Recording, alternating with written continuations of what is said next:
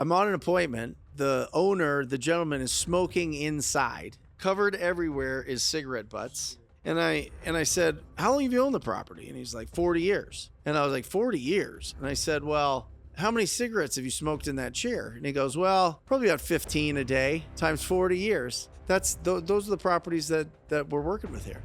I said, besides that, is there anybody else that might stop us from doing business today or anything? And she said, my parrots. I was like, parrots? What's going on with your parrots? She goes, well, the parrots were the tenants for the last 20 years, and they occupied one whole room about a quarter of this size. My brain tends to operate better in emergency situations, to tell you the truth. So when I go to these properties, it's similar to what we're doing. Mm-hmm. You know, these are distressed property owners that we're going to. Yeah. We got a problem. Let's go figure it out.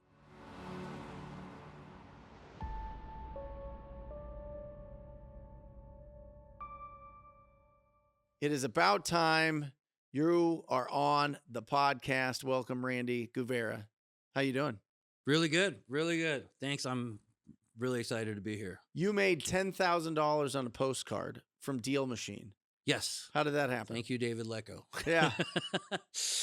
Basically sending out mailers when they first came out with those mailers on Deal Machine. Yep. And it was just, we sent out, I don't know if it was a one-hit wonder, because it was like maybe 500 to 750. Sure. And in about a weekend, the guy calls me and it's like, hey, take a look at my house. Give me an offer. Was it a Driving for Dollars list? What list was it? Yes, it was Driving for Dollars. So it was funny because the guy I was working with in Las Vegas, he was just like a little hesitant about driving. I was like, we got to drive. We got to hit more, doors. And the only distress we saw was the front door was faded. Really? And a little bit of grass up there. So, yeah. So then you have the Deal Machine app on your phone. Mm-hmm. You press to send automatic, postcards, right? Mm-hmm. Postcards to them. Yep. How often does it send it? You can, we were a little cheap, so we just sent it one at a time to test it initially. So you could send it as many times as you want. Yes, it was the first batch. Do you have a cadence to the amount that you were sending? Was it every 6 weeks, 8 weeks, 12 weeks to the same addresses? Gosh, it was so long ago that I don't have that, but I do know it took me, after that 10K deal, it took me, or my team and I, less than a year of about, let's just call it 7,000 postcards, because I don't know the exact number. Yep. But that landed us a fourplex. Nice. Yeah. So that was worth, we were able to lock that up at 310. Standing as is value 500, minimum 550. Yeah. So that was a jackpot win on that one. What'd you make on that one? Well, I was a softie because I sold it to my mom. Oh, that's right. Yeah. I sold it to my mom. So we made a little 15,000, which back then, we're talking, I don't know, maybe 5 years ago. Yep. Is what I'm gathering. Yeah. So that was it's family. So you send a postcard to somebody that has kind of a house that looks like it's a little rough. They call you up. Do you answer it live? Did you answer it live? 100%. Okay. It's very important to answer those live. Yeah. Because I've had many of phone calls. I don't have the KPIs, but as far as them calling and me calling them back, it's ghost town. Yeah. You know what I mean? So you'll never fully know. So when that what is that Batman alarm just goes off, you got to pick up the phone. Yeah. Bat call. Call. You answer it, and what was the motivation? Tired of Vegas. The heat was we hit 120 last year, but I don't know what is that year, but I'm pretty sure you guys are like, that's nothing, right? But, and his family, something with his family and his wife was tired of Vegas, and they wanted to go back to Tennessee. Awesome. And to be honest, that's one of the most important things that I love personally, is hearing the journey of when somebody does sell their house and turn the page to the next part of their life. Yep. If that makes sense. So. Well, and that's really something that took me a long time to figure out, because I always hallucinated, Randy. I always tried to play in my head what the person that was selling the property wanted. Without doing the discovery, without actually asking them and really getting deep into it. And we talk a lot in the Rhino tribe about how important, like 90% of our business is the discovery process. What is the goal of that property owner? And, young in my career, I was always like, oh, they want the most money.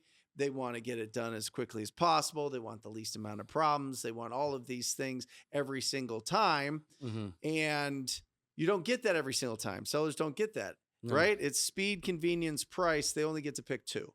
Yep. Right. And Absolutely. that took me a long time to figure out. So if they want speed and convenience, then they have to work on our price. And that's something that you have to go and you have to dig in and ask them about and see what is most important to them. If it is price, great. Put it on the market. It's not going to be convenient, right? You're going to have people coming through the house. You got to keep it clean. You're going to have repairs. You're going to have appraisals. You're going to have all these other things. But if you just want to sell it and be done and get out of Vegas when it's 120 degrees, exactly. Yeah. Sell it for cash and sell it to Randy. Yeah, absolutely. Yeah. Do you do mailers now? Yes, I to be straightforward, a lot of my probate campaigns and pre-probate has like 85% of my business. I look back at it and was from that, Pre-probate and probate. Pre-probate and probate. And will you explain what probate is to anybody that's just listening and they have no idea? I can't explain it better than Eugene, but as far as somebody passes, let's go ahead and start with Uncle Sam. Everybody's going to get paid within that estate, and all the creditors that are associated with that. Then it funnels down to family members and or people that may claim title or claim some sort of ownership to the property. At the end of the day, probate handles, it could range from, in my experience, 8 to 14 months max, because you're in the middle sometimes talking to sister and brother and cousin and all having them come on the same page. Sure. And I guess at the end of the day is, I'm saying it blunt, is do you guys want to sell this property or you want to hold it? Right. If you want to hold it, great, but do you want cash in hand or, so that's usually what but 80 to 90% sell within the first 2 years of new ownership. And the stats are like 60% sell within the first 90 days of new ownership. Absolutely. Right. Absolutely. Because a lot of people aren't prepared to own a property, a rental property. Most of the time, these properties are very dated, if not, 100%. Need significant updating or upgrading. And most people just don't want to put it in. And most people aren't like flippers. Most 100%. people aren't in the construction. Most people aren't going to inherit a property and live in the property unless, the family. I see it happen when like family lives on the same street or something. They'll just move somebody else in there. But for the most part, that doesn't happen. That's why they sell. 60% sell as soon as they get the ownership of it. Absolutely. Are you doing a lot of deals from probate, pre-probate? Yes, 100%. Such a great list, isn't it? It's a great list. At the end of the day, it's just, we're looking for people that we can actually, help. They don't want the property. Right. My first probate property, you walk in there and it's like somebody smoked like 1,000 cigarettes in one day. It was okay back in the 60s, to do that inside. Yeah. But I'm just trying to say is that a lot of these properties are trashed. Yeah. It takes a significant amount of work. I did a calculation one time, and this is just kind of a sidetrack, but this is real life. Yeah. I'm on an appointment. The owner, the gentleman, is smoking inside in his living room, in his smoking chair. Covered everywhere is cigarette butts. Everywhere, right? And he's got his iced tea, and he's got his thermos of iced tea, and he's got his cigarettes. And I said, how long have you owned the property? And he's like, 40 years. And I was like, 40 years? And I said, well, how many cigarettes have you smoked in that chair? And he goes, well, I only smoke cigarettes in this chair when I get home from work or in the morning with my coffee. So probably about 15 a day. 15 a day. Okay. Times 40 years. Times like, 365. It was ridiculous. And somebody could do the math if they want and put it in the comments section of YouTube. That's how many cigarettes were smoked in this house. And obviously you have to take that into account when you're selling a house. Yeah, absolutely. And so those are the properties that we're working with here. Absolutely, 100%. I remember the vents. We had to pay the vent guys extras. Because that shit was stuck in there. Oh yeah. It wasn't going there. Oh, talking and this 1969. This guy had popcorn ceilings. Oh, popcorn ceilings. Yes, absolutely. Just absorbing it all. Right? It was a interesting color. It's a lot of decon. Yeah, absolutely. Yep. Absolutely. It's part of I love it though, Where'd you grow up, Randy? I grew up in San Diego. For San Diego part, it's actually North San Diego, which is Oceanside. I'm very, very proud of where I'm from.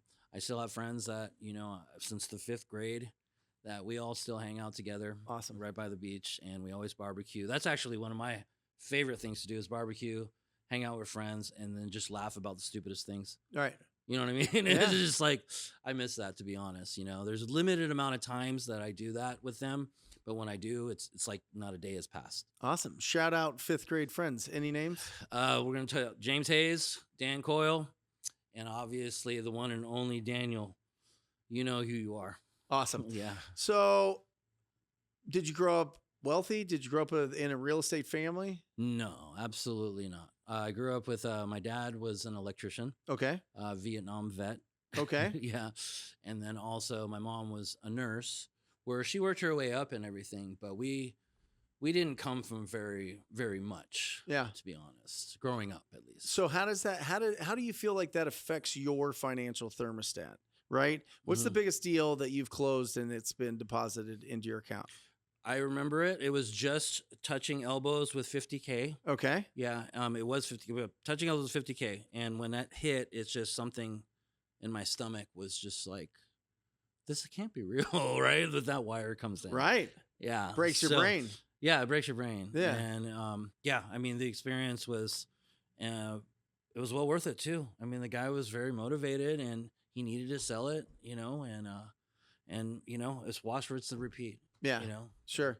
But how does that, so I always think that it's interesting to dive into because financial thermostat really affected me when I was younger. I grew up upper middle, kind of lower middle class, and then at the end, you know, when I was getting out, my dad had made moves. My dad traveled a lot. He worked for Honeywell, which is a big corporation. Yeah. And we moved to Australia. We moved to Germany. He's been on every continent going around, you know, selling airplane parts essentially for Honeywell. And so it was kind of upper middle class at the end of it. But I never grew up with, you know, talks of big chunks of money, big bonus checks or big, you know, 50,000, 60,000, 100,000. So when I received that, once I got into real estate, I wanted it. It was a goal, but then when you have it, it's almost like a freak out in my brain. I don't know. It's like, okay, I'm going to have to pay a bunch of taxes. I better go I better pay for a bunch of expenses. I better pay for marketing. I better go hire people. It was like, I personally didn't deserve it. And every time that happened, I kept repeating the same year over and over and over because I wasn't taking the money home and actually putting it into assets. Yes. How's your thought? What's your thoughts? Your experience with it? My experience, to be straightforward, I didn't know. Like I said, I was W-2 for 20 plus years. Yeah. Flipping pizzas to borrow, but at 14. But anyways, my experience with that is just, I did realize, but still, I don't know accounting, to be straightforward. And when you brought it up to us too, it's like, hey, look, Uncle Sam is going to take 33%. You got to put that aside, you know? And then also, to be straightforward, I didn't pay myself too in the beginning. I was like, I didn't know how to pay myself, you know? So it was quite the journey. And I still try to perfect whatever comes in and then put that into an asset as much as possible. Yeah. You know, So do you put it into the business? Do you put it into other assets? Right now, I've been putting it back into the business. I've been paying myself, first off. That's number one, right? Pay yourself, right? Listen, we work on that a lot. Yeah. Pay yourself and then also back into the business. You know, I hear your guys' numbers of how much it costs to get a deal. And I'm averaging between, sometimes if I'm lucky, 2,000 to 7,000 max. But those deals are usually 15,000 or above. Actually, they average at 28,000. That's incredible. Yeah. I mean, if you're averaging 28,000 and you're spending 7,000, and I know this might sound like crazy numbers if you're listening to this and you don't have a lot to put towards marketing, but if I can get $1 and get $4, 100%. I'm going to put as many dollars in as possible. Exactly. So that's phenomenal. I mean, 25%, is that inbound leads then? Inbound leads. We've been shifting because I've been following you guys too, all of us. You know, certain campaigns didn't perform last year. Right. And the year before that, it performed at 100K. Yeah. So it's just like, we always have to follow what's working, what's not Yeah. in our business. So right? what's working? What's working? Probate. Yeah. Talking to people. Yeah. TTP. TTP. Baby. I mean, it's just conversations just like this and making an offer. Don't be bashful about making the offer. It's just like, 99.9% of the time, our offer, they probably won't be accepted. Well, not 90% maybe. Sure. Right. So, but don't be shy about making the offer.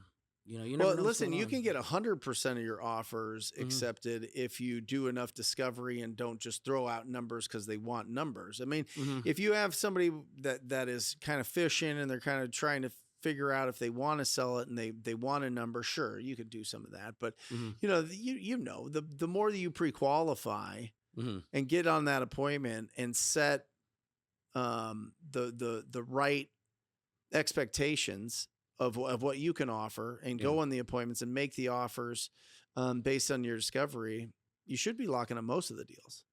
Yeah. Absolutely. Right. Absolutely.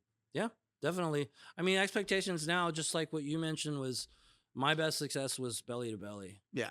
I want to talk to you face to face. I want you to meet me. Well, you're the best. I want to make you You're know incredible. that I want you to know that I'm not a robot, the seller, and that I will get you the most amount of money that I can pay for it.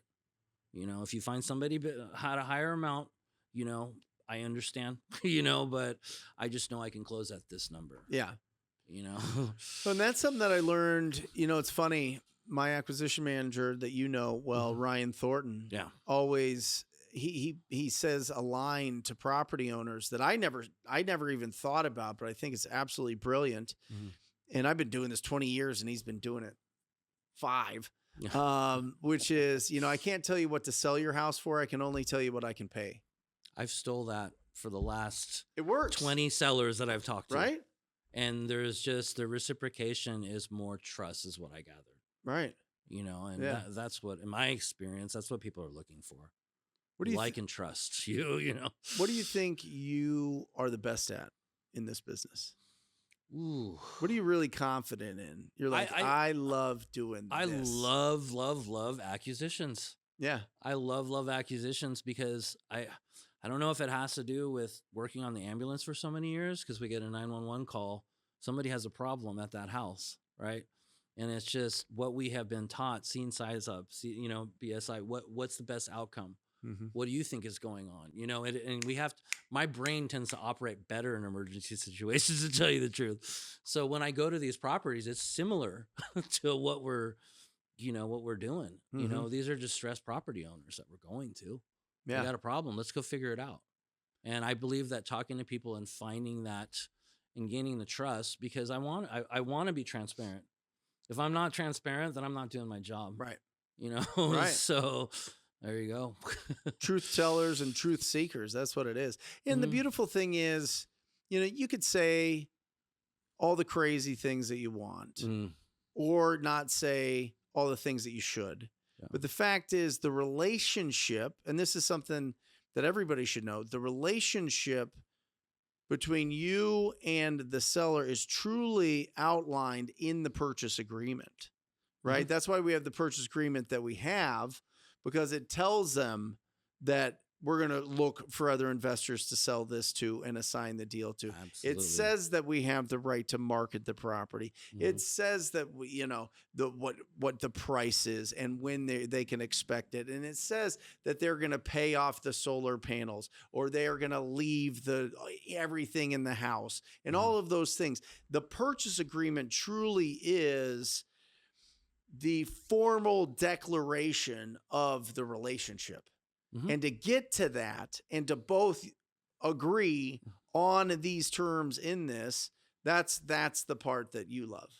That's the acquisitions. Yeah, that's the, how can I help you accomplish your goal? And does your goal align with my goal as a business owner, as a buyer and or a wholesaler? And if so, let's put it in writing. Let's put a ring on this baby. You know what I mean? And make it formal. Exactly. That's why it's important to understand what's on the purchase agreement and include all the little nuances in the conversations that you have in the purchase agreement. Do you do that? Oh, absolutely. I mean, I've been tweaking it depending on personalities, right? Yeah. It has to do with the person. A lot of, if this is a driver analyzer, we have to adjust as needed. But for myself, full transparency, we haven't seen the inside of the property, but I'll let you know once we get in there. What we're looking for are big ticket items. We're looking for mold. We're looking for foundation. I'll steal Ryan's dead bodies, just try to get laughs, but I never really get laughs out of that one. Just major things. And look, if I have to lower our agreed price, you don't have to. We can part ways and still be friends, right? But I'm going to be transparent with my number, and I'll show it to you. That's it. Yeah. It's so usually there's no friction with that, to be straightforward. And as far as like wholesaling or assigning, definitely explaining to them. But a majority of the people, in my experience, are just, this is the number I want. I don't care how you get it. Just let's get it and let's move on to this next part of life. How'd you do in 2024? How'd you end up income-wise? Well, 200, but I'm 1,000. I can't lie because I'm very honest. I'm 1,000 short of 200, but I'm going to just 199,000. Yes, 199,000. AKA 200,000. 200,000. That's awesome. Best year, average year, low year? It was the lowest year because of personal things that you and I had talked about, but it was consistent with the year prior. Okay. It was short of my goal of my actual number, but this year in 2025, I'm putting it in the world, into the universe, that my company will make 375,000 this year. Love it. 375,000. 375. I'll hold you to it. Yeah, 375 for sure. Let's go. Let's break down a deal, Randy. Do you have a deal that you recently closed, or one that just sticks out in your mind that will give a lot of insight into how to do this business, how to go out and get a deal for anybody that's, going out and trying to get their first deal or just build that consistency? What deal do you want to break down? I think I would want to break down Linda. Linda, okay. Her name is Linda. She's a lawyer from UCLA. Okay. I gave her a call. I was on, doing my pre-probate list, and then, or was it probate? I don't remember, but it was. Where do you get your probate list from? Oh, shout out to Achuda from Real Supermarket. Yeah. Definitely he's been consistent, so I do get it from them. Awesome. Yeah, and the price is pretty good, and so, and also hit me up too, because I actually, what is that called when you're an associate affiliate? Awesome. I'm an affiliate. So yeah. So Linda called, I talked to her the first time, and it was like, yeah, I was thinking about selling. And apparently at that time, she just had a meeting with some financial managers, and her financial manager, said you need to sell this house. It was the same day, so it was timing, right? Yeah. She goes, give me a call tomorrow and let's set up a time. I was like, okay. I stuck it on the wall. And I was like, she answered, the next day, and she's like, okay, well, I'll see you here at 1:00. And it was just basic, I showed up, and she goes, I definitely been selling. We'll talk about price. I just want you to see the place. I want to meet you. And I said, okay, before I come out, just to let you know, I was kind of pitched in that, right? It was just to let you know, I want you to be prepared that I am going to give you an offer. Mm-hmm. It's okay. We still can be friends, right? If my number doesn't work, but I will to be transparent with you. I said, besides that, is there anybody else that might stop us from doing business today or anything? And she said, my parrots. I was like, parrots? What's going on with your parrots? She goes, well, my husband and her husband had passed, lived in a separate property, and then the parrots were living in that property that they had, which the parrots were the tenants for the last 20 years. And they occupied one whole room about a quarter of this size. You're saying parrots? Parrots. Like a bird? Yeah. Not parents. Parrots, yes. That was her number one concern. Yeah, sure. Her number one concern was that I would be able to help her find, actually get them out. Yeah. And then find them a place. So we did find them a place. It was actually her house. We went above and beyond and built. I really liked Linda. Yeah. We built some birdhouses for her. She ordered on Amazon to put it inside of her house. And you helped her build them? We built them. Yeah. Yeah, but the extraction was a whole different thing. I called the wildlife. Nobody would give me anything because I told her, I was like, look, Linda, I knew these are your babies and everything, but I'm not I was like, I could probably take a bucket or like a towel to them. But one had one eyeball was, not working anymore. Another one had it was ridiculous. These parrots, and they were aggressive, right? So I was pretty scared. I mean, we're talking all of these, seeds and everything. This place was, it was pretty trash. But finally this lady answered, and I forget her name. It was like Star or something, or Yeah. and she just was like, "I'll be right there."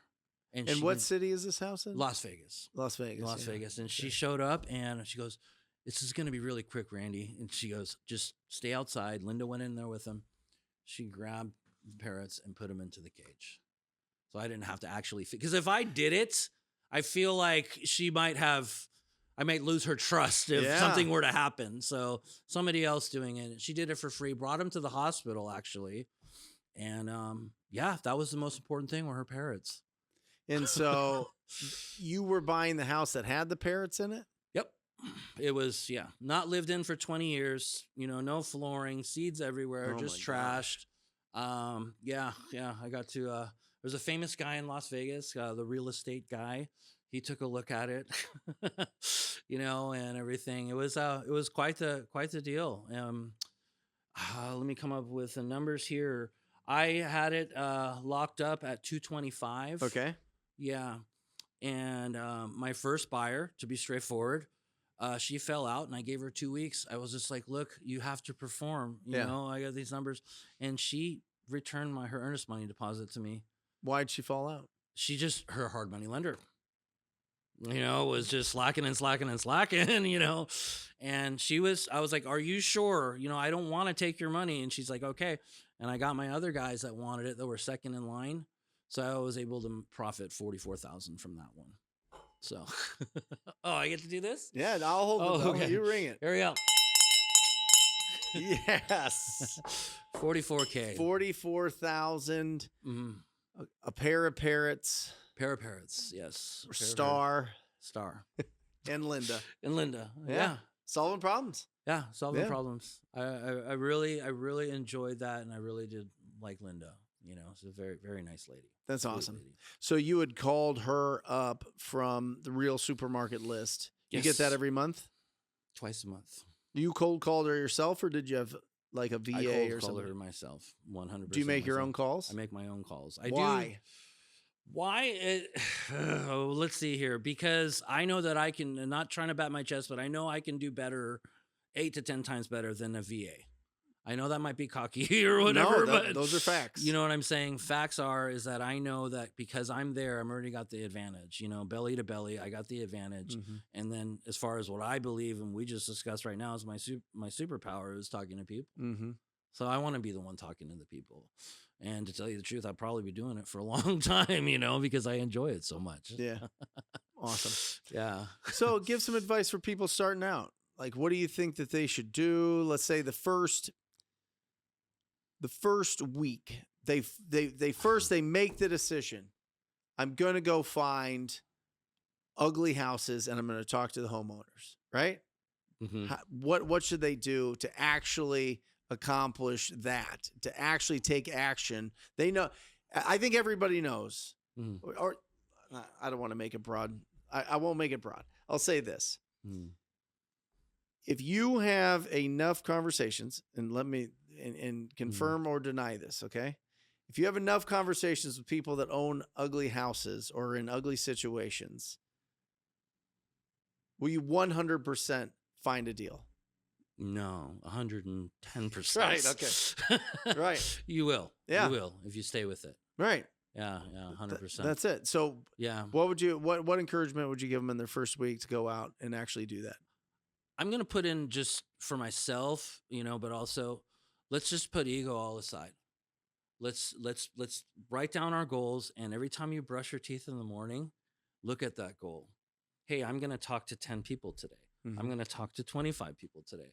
But also just consistently stay on top of it no matter what.